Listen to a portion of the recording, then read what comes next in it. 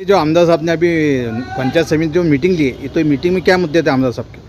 आमदार साहब ने भूमिका ऐसी ली है की दर सोमवारी आम्ही तहसीलला जाऊ, पंचायत समितीला जाऊन लोकांच्या अडचणी काय आहे, बरेच कामं पडलेले होते.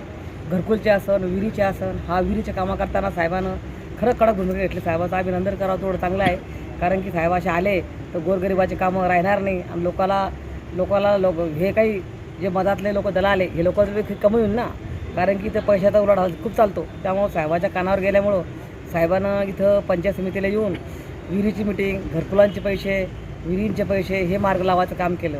आता परत एका आठवड्याला ते तहसीलला मिटिंग घेणार आहेत. तहसीलला मिटिंग सांगणार आहेत की बाबा तहसीलचे काय काम आहे, DP असतील, रस्ते असतील, श्रमबाग संयोजनाच्या फायली असतील, या कशा योजना कशा काम होईल याचा आराखडा साहेब आता दर सोमवारी घेणार आहे. खरं बी आमदार साहेबाचं कौतुक करावं तेवढं खूप छानपैकी.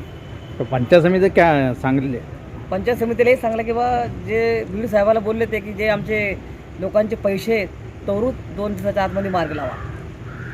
घरकुलचे पैसे आणि विहिरीचे पैसे, बावडीचे पैसे, बावडीचे विहिरी आणि घरकुल दोन्हीचे पण चांगले. दोन्ही लोकांचे सांगले की बा घर लवकर मार्गी लावा. समस्या लवकर करा.